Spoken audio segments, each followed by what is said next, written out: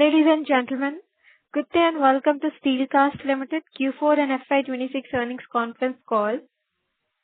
As a reminder, all participant lines will be in the listen-only mode, and there will be an opportunity for you to ask questions after the presentation concludes.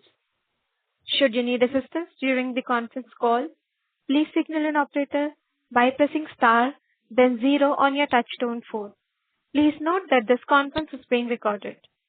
I now hand the conference over to Mr. Arpit Mundra from EY. Thank you, and over to you, sir. Thank you, Ikra. Good evening, everyone. We welcome you all to the Steelcast Ltd earnings call to discuss the Q4 FY26 and FY26 financial results. Today, from the management side, we have with us Mr. Chetan Tamboli, Chairman and Managing Director, Mr. Rishin Tamboli, Whole-Time Director, Mr. Subhash Sharma, Executive Director and CFO, and Mr. Umesh Bhatt, Company Secretary. Please note, a copy of all the disclosure is available in the investor section of the website as well as on the stock exchange. Further, a detailed safe harbor statement is given on page number 29 of the investor presentation of the company. Please note that anything said on this call which reflect the outlook for the future or which could be constructed as a forward-looking statement must be reviewed in conjunction with the risk that the company faces. Now, I shall hand over the call to Mr. Chetan Tamboli for his opening remarks. Over to you, sir. Thank you. Thank you, Arpit Bhai. Good evening, everyone. We welcome you to Steelcast earnings conference call to discuss the company's performance for the quarter and full year ended March 2026. Our board meeting concluded on Saturday, and financial results along with investor presentation have been uploaded on stock exchanges and the company's website. We trust you have had an opportunity to review the same. Now, let me begin by sharing an overview of the global and Indian economic environment. During FY26, the global economy continued to demonstrate resilience despite geopolitical uncertainties, evolving trade policies, and supply chain realignments. Global GDP growth remained relatively stable at around 3.3%, supported by investments in technology, infrastructure, and industrial capacities.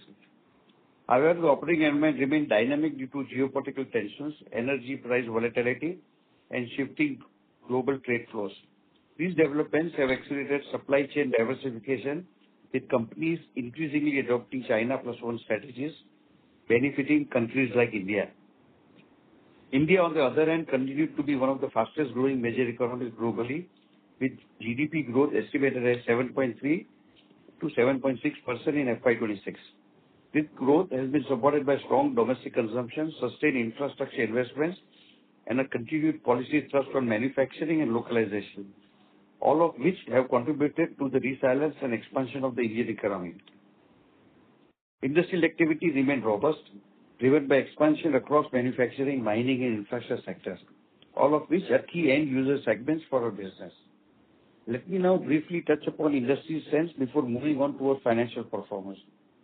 The global metal casting industry remains a critical enabler of industrial growth, with demand driven by sectors such as construction equipment, mining, energy, and engineering. The industry is expected to grow at a healthy pace, supported by ongoing infrastructure development, a revival in industrial capital expenditure, and increasing investment in energy transition and renewable sectors. India continues to strengthen its position as a global manufacturing hub, benefiting from rising localization, expanding export opportunities, and deeper integration into global supply chains. In this evolving landscape, Steelcast is well positioned to capitalize on emerging opportunities supported by increasing outsourcing by global OEMs, continued diversification of global supply chains, and rising demand for specialized high-performance casting. Let me now briefly highlight our financial performance for FY26, Q4, and FY26 year as a whole. Starting with performance during the current year vis-a-vis previous year and current quarter versus preceding quarter. During FY26, the revenue from operation was at rupees 423.17 crore, an increase of 13.33% from rupees 373.39 crore in FY25.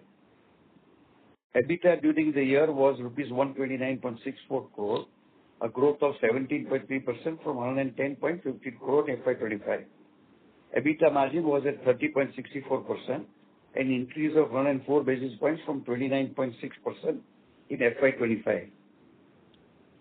PAT during the year was at rupees 86.86 crore, a growth of 20.31 from 72.2 crore in FY25. PAT margin came to 20.53%, increase of 119 basis points from 19.34% in FY25. Q4 FY26 versus Q3 FY26. During Q4 FY26, the revenue from operations was at 112.43 crore, an increase of 15.43% from 97.4 crore in Q3 FY26. EBITDA during Q4 FY26 was at rupees 34.25 crore, a growth of 9.74% from 31.21 crore in. I'm sorry to interrupt, Chetan sir. We are not able to hear you. PAT during Q4 FY26 was at rupees 23.10 crore, a growth of 12.58% from rupees 20.59 crore in Q3 FY26. Ladies and gentlemen, the quarter reflects an encouraging performance for the business, while overall volumes have improved compared to the immediate past period. There has been some moderation when compared to the corresponding period of the previous year. Revenue trends follow a similar trajectory, with sequential growth supported by strong contributions from both export and domestic segments. Encouragingly, demand has continued to improve in recent months despite ongoing global uncertainties, particularly in regions affected by prolonged geopolitical tensions. In this environment, the export segment has clearly emerged as a strong growth driver, consistently outperforming the domestic business across both the quarter and full year. During the year, exports contributed over 60% of revenues, reaffirming our strong global positioning, while we continue to witness steady traction from North America and other developed markets, alongside increased engagement with global OEMs driven by ongoing supply chain diversification. The company has maintained strong discipline on costs. Material costs were effectively managed despite volatility in commodity markets through agile procurement strategies such as just-in-time sourcing, ensuring stable consumption levels. However, certain cost pressures were evident during the quarter.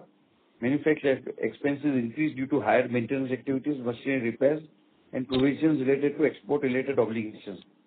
Additionally, higher fuel prices coupled with increased production activity led to a rise in power and energy costs.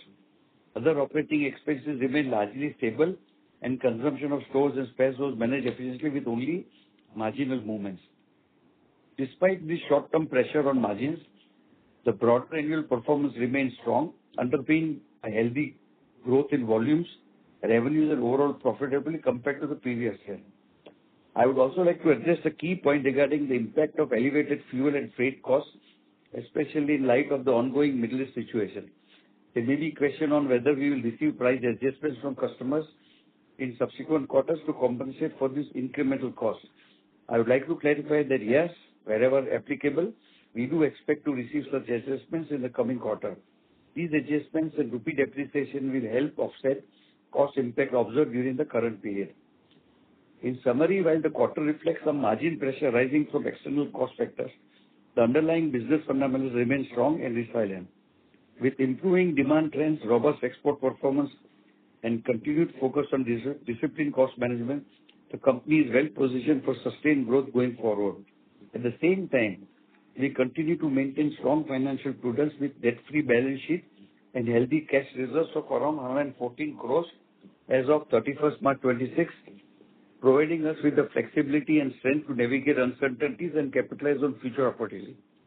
On the operational front, we remain focused on enhancing capacity and cost efficiency supported by our 2.4 megawatt hybrid power project, which is under commissioning by June 26 and is likely to improve sustainability while generating annual savings of approximately 3.6 crore. At STEELCAS, strong governance, robust operational cost control remains central to our growth strategy. The company has established a comprehensive governance framework supported by strong internal control system and audit mechanism, with regular oversight by the audit committee and senior management to ensure high standards of financial discipline and transparency in reporting. At the same time, we actively manage key risks arising from cyclicality of end user industries, foreign exchange fluctuation, volatility in raw material energy costs, as well as geopolitical supply chain disruptions. Our diversified customer base and presence across multiple sectors and geographies help us to mitigate concentration risk and enhance overall business resilience. The Middle East war has significantly impacted various industries in India, particularly those that rely heavily on imported crude, oil and gas, such as energy sector. Oil and gas trade and logistics, the effect of this war was on crude oil prices and inflation, trade and balance of payments, remittances and employment, financial markets, and investor sentiments and energy security has underscored the urgency for India to develop strategies that mitigate economic vulnerabilities and adapt to the evolving geopolitical landscape. So far, the company has been successful in managing these disruptions through its various efforts and is further confident to navigate through these disturbances in future also.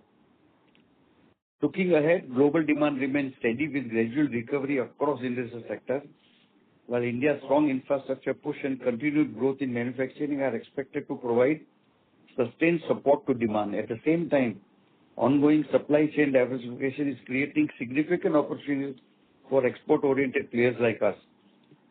In this context, we remain confident of sustaining our strong growth momentum, maintaining stable margins, and delivering healthy long-term growth.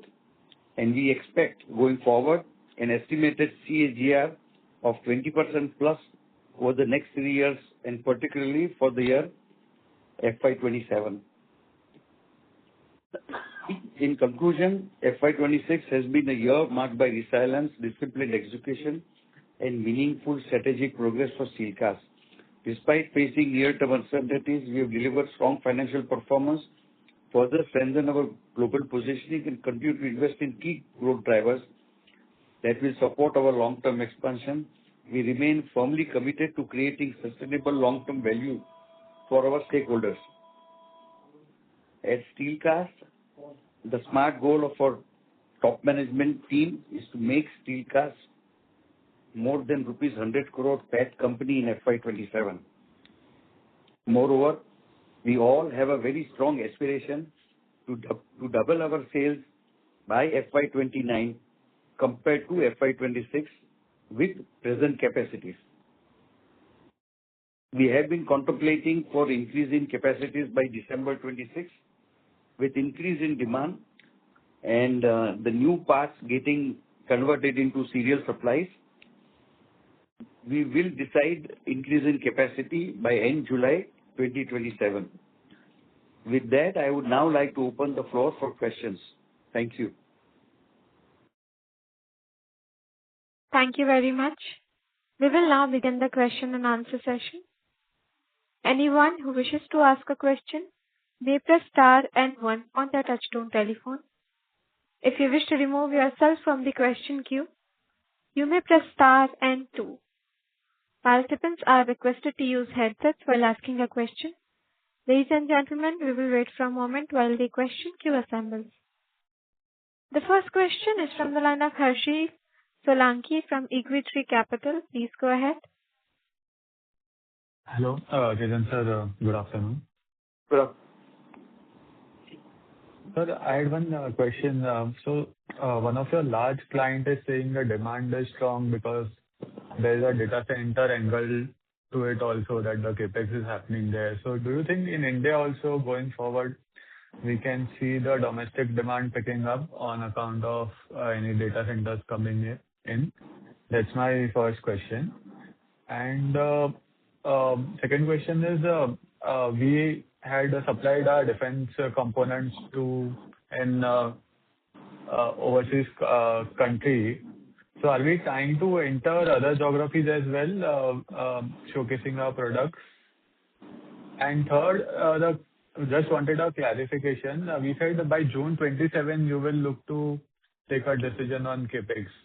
So I'm assuming you will not wait for the 75% utilization levels to touch, and you are looking to do capex much earlier given the demand visibility. If you can clarify on that part also. Yeah. Thank you for this. Now, increasing demand due to data centers. According to our knowledge, there is practically no requirement of steel castings in data centers. So there will not be any significant increase in demand because of this data centers.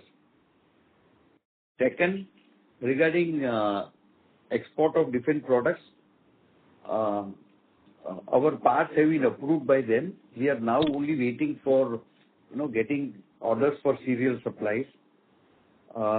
Because of the Iran-US war, orders are getting delayed, but we expect in the next 1 or 2 quarters will happen. In terms of CapEx, I was saying that initially we were trying to decide this towards end of 2026. With increase in requirements from all our customers and also approval of all the new parts developed by us, which are being converted to serial supply, we don't want to wait till December 26 for capacity expansion, and we will decide this by end of July. July 26, right? July 26, yes.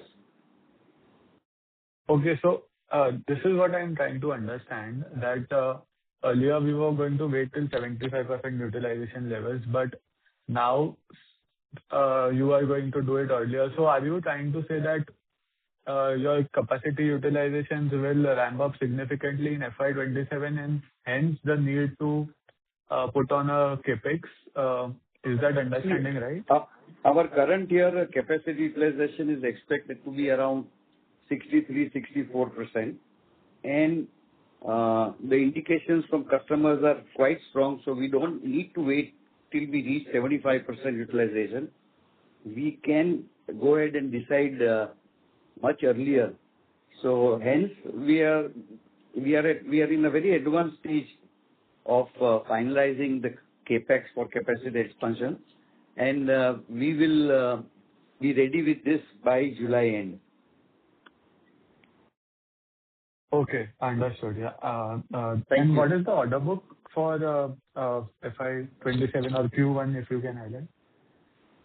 Generally, in our company, it's always anywhere from 110, 120 days time, and in terms of value is about 130, 135 crores. This is for Q1, right? Okay. Yes, this is as of effective 1st April. Okay, understood. Yeah, these are my questions. Thank you for Thank you. answering. Thank you. Thank you. Next question is from the line of Mihir Desai from Desai Investments. Please go ahead.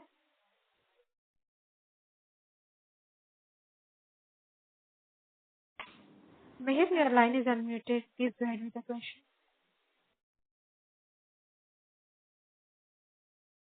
Mr. Desai, can you hear me? We will move on to our next question.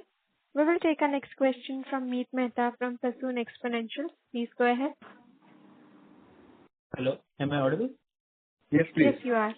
Yeah, thank you for the opportunity. So my first question is that, let's say you improve your utilization going forward and as the new driver of growth comes in, so do we see any impact on realization, like from like high value to lower value work are you doing or something like that? Any other question you have?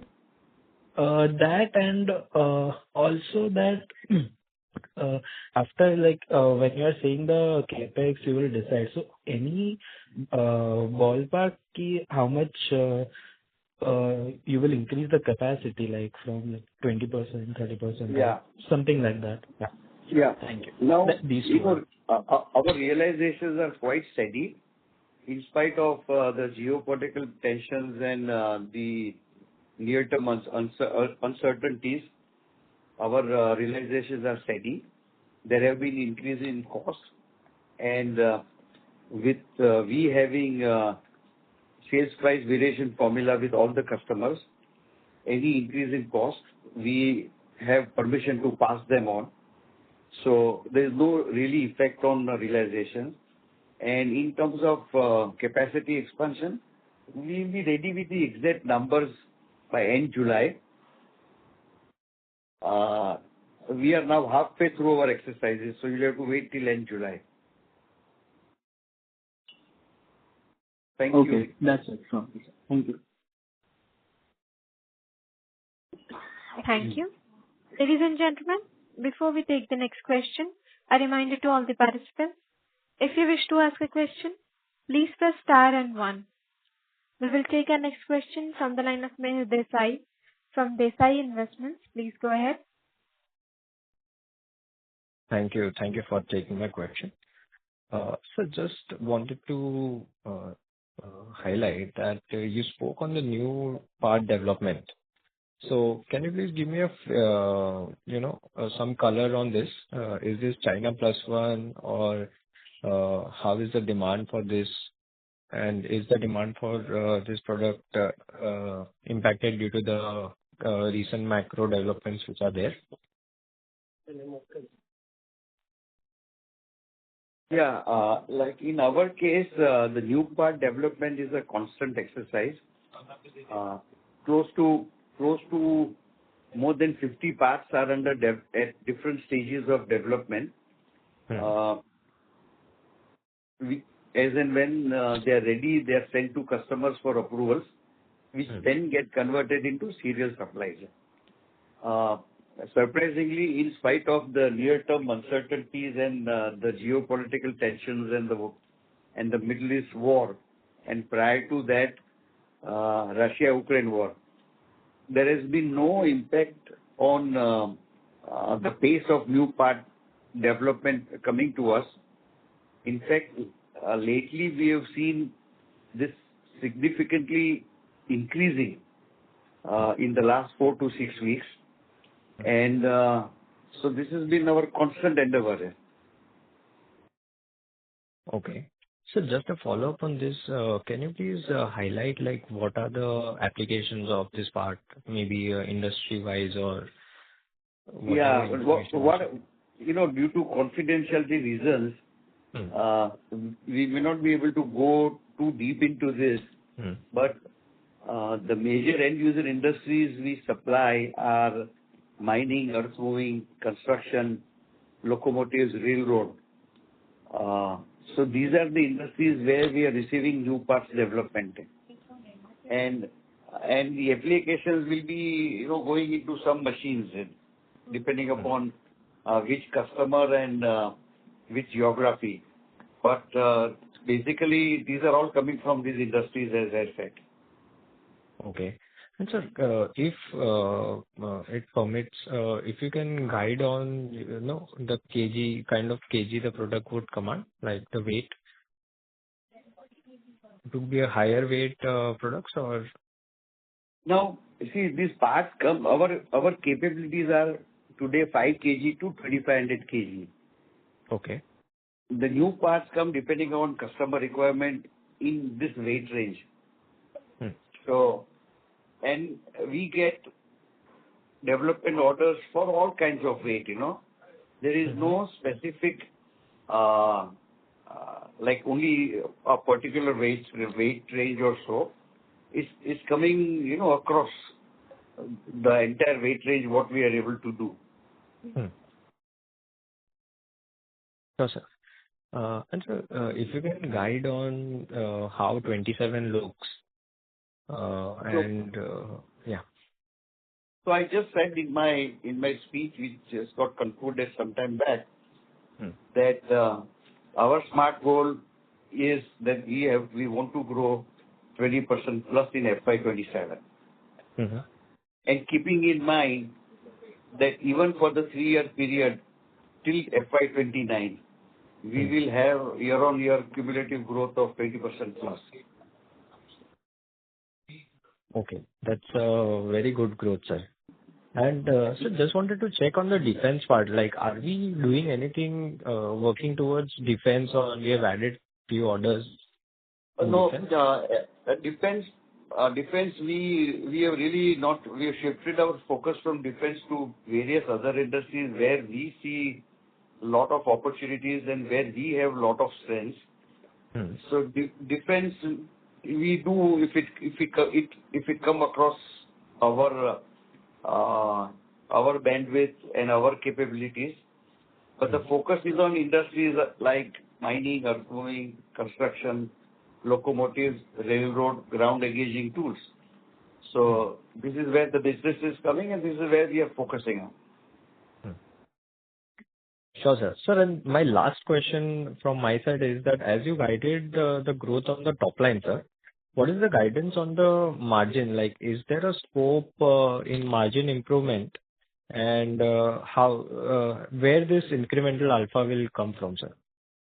So if you really see last several quarters, we've been operating with EBITDA margins anywhere from 28 to 30%. And, PAT margins of 18 to 20%. I feel on a sustainable level basis, sustained EBITDA margins of 25-26% is a reasonable thing to expect, going forward. Perfect. Sir. Thank Perfect, you. sir. Thank you, sir. Thank you. A reminder to all the participants, anyone who wishes to ask a question may press star and 1. We will take our next question from the line of Manjunath K, an individual investor. Please go ahead. Sir, Chetan bhai, congrats on the wonderful set of numbers in this global and turmoil. I got just 2-3 small questions. Regarding the railroad, you had stated in the last meeting that critical component was under some stress and you'll be developing this quarter, some development on this. And next is, you have, because of this Iran-US war, there's been an increase in the gas and the petrol prices and logistics. What is the increase and how much will be compensated in the coming years as per our cost plus approach? Then what will be the amount of, third question is, what is the capital expansion in terms of the project cost and the duration of the project cost? And my last question will be regarding what will be the contribution from the ground engaging tools in this following year, ending 27, sir? See, we had some issues on the railroad development we have been doing. We have not been able to solve this. But simultaneously, we have got a lot of opportunities from, as I just said a little while ago, from mining, earth-moving, construction, locomotives, these industries. And the competitive scenario is much better in these industries than railroad. So while we continue to work on this, but we are encashing the opportunities what we are already seeing. And yes, the growth will come from these 5 industries, as I just said a little while ago, that for the coming 3 years, we will grow 20% plus. And we will ensure, and we are very confident that for the current year, FY27, we'll also grow 20%. Then comes the increase in cost you asked. Yes, there has been increase in cost, which started... To what extent, sir? Cost to what extent? Yeah, it started effective 1st March. Yeah. There has been across the board increase in raw material cost by about 10% or so. Okay. The impact on sales prices will be about 4 to 5%. So we already got compensated effective 1st April, and balance will come effective 1st of July. Yes. And then and also in my speech I said that by and large we will be covered for this increase in cost, and also the rupee depreciation will also help us. Yes. And with exports of 60% plus, we should be on a good wicket going forward. Yes, sir. So thank you, and thank you for your interest in our company. Yes, sir. My last question, sir. Q4 of 25-26 was almost 12% higher. what's the reason why it came down, sir, both PAT and top line of 25, 26 compared to this year, compared to last year? But I would recommend that one should compare, yearly numbers. Well, of course, year on year it's wonderful. Only the last quarter last year. Yeah, but these are aberrations. This happens. So Yes, sir. I would always see an annual numbers. So that's very important for us. And I would Yes, also see the numbers Yes, of sir. the preceding quarter. Yes, sir. My last question, sir, regarding the ground engaging tools, what will be the contribution in this year, and what's the who are the type of customers, and what will be the contribution to top line and margin in this line, sir? Ground engaging tools. In terms of margins, we work on the margins what you have been seeing. Yes, sir. 20%. Yes, So sir. in FY26, the ground engaging tools contribution in total sale was 1.1%. Yes, sir. In the next financial year, FY27, we plan to Yes, sir. go up to 3.8%. Yes, sir. And this comes from our existing customers, but I'm sorry, I cannot give you names of customers. It's okay. That's okay, sir. Thank you, sir. Thank you. Thanks a lot, sir. Thank you. Next question is from the line of Aman Srivastava from Bellwether Capital. Please go ahead. Hi, sir. Am I audible? Yes, please. Yeah. So, sir, we mentioned in our PPT about repeat orders from overseas defense. So, sir, can you throw some light on quantum of this order and which geography is this, if we are comfortable in sharing this? It'll be very difficult to give details on geography and all, but these are parts for combat vehicles, which are generally used in ground wars, and the prototypes have been approved. The prototype batch has been sent. That has been approved. So we are only waiting for serial supplies, and if everything goes well, we could have sales for this segment in the region of 15 to 18 crores. Oh, okay, sir. So, sir, is it on the same cost plus model as a forecasting, or is pricing margin structurally different in defense? And also, does defense carry working capital characteristics different from the blended like 1993 day receivables? Now, the business model for this defense also will be same like our existing customers only, because unless people agree on compensating for cost increases, we don't do business. And that too, we ensure that it's an automatic formula put in place. So if there is cost increases, we get price increase. If there's cost reductions, we give price reductions. And what was the other thing you asked? I missed your second point. Second was like, does defense carry working capital characteristics different from your blended 1993 day receivables? Is it longer or shorter?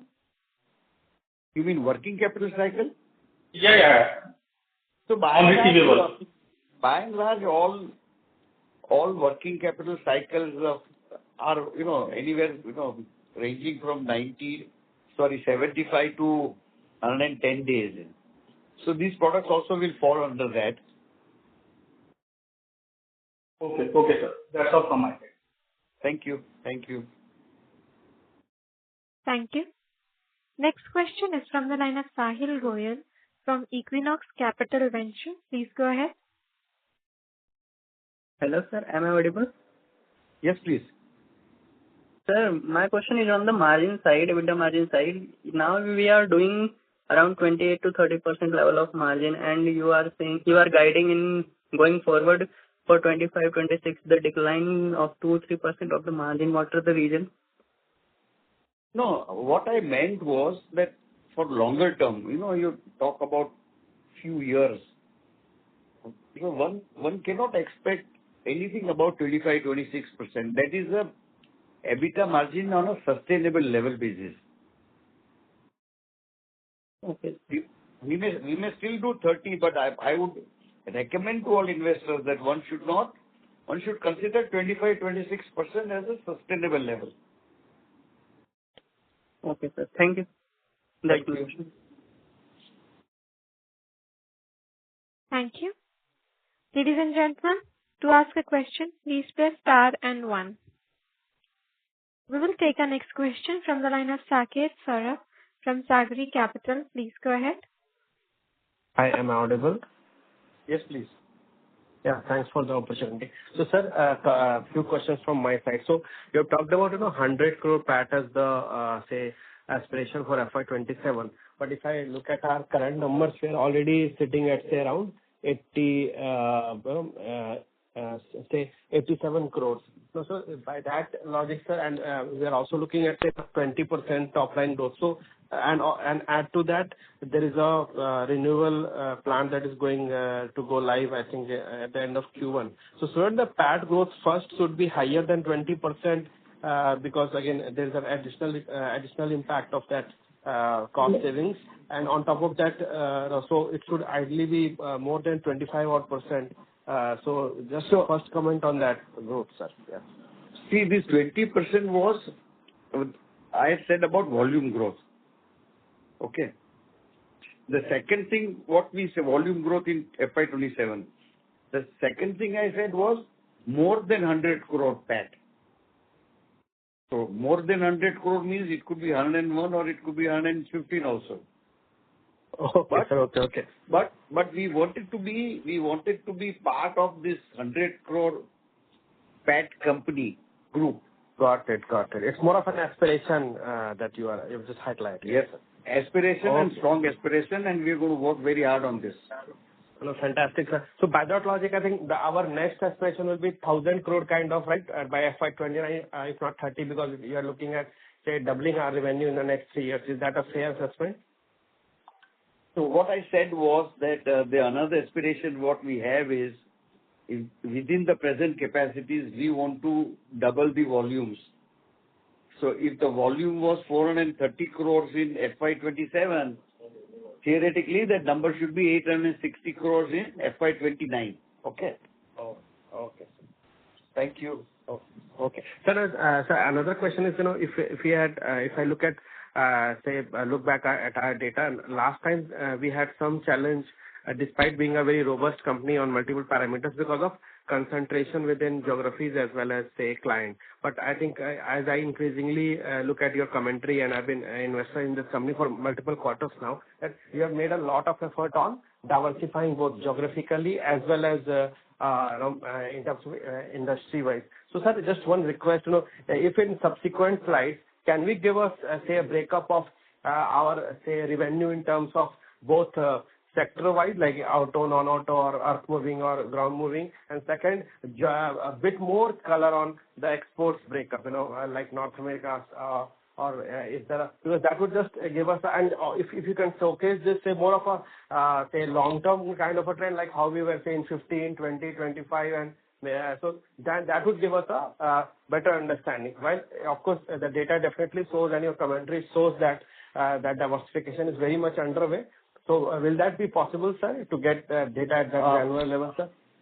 Sir, your suggestion well taken, and we will try and implement this from first quarter of FY27. Thank you.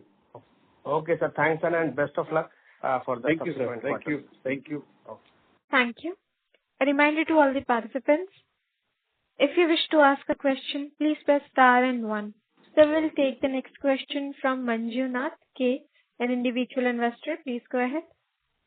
Chetan bhai, when we see our results and surplus consistently, any thoughts on any bonus issues? It will increase our acceptance, and I think bonus is not issued for quite long. Any thoughts on this? And capital is just 10.1 crores. Yeah. So I think a very good question. So there are several things we are thinking, not able to decide not able to decide on what we should do. But as of now, there is nothing in the horizon, I should tell you frankly. But we will try and make sure that whatever we do is in the larger interest of all our 16,000 shareholders. Yeah. Thank you, sir.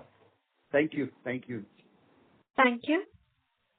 Ladies and gentlemen, to ask a question, please press star and 1. As there are no further questions, I now hand the conference over to the management for closing comments. Okay. Thank you. And on behalf of STEELCAS, I want to thank each and everyone who was on this call. I also want to thank Ernst & Young, who are our advisors, and also the STEELCAS management team for robust performance. And